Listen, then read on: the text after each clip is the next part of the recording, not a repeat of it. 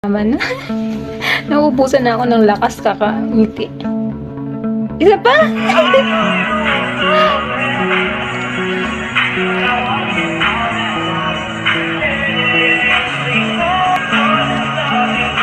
Oh my God. Ano? Huy! Hindi mo!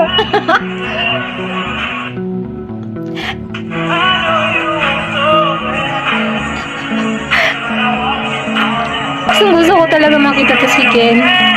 Diba, ang cute ka dito.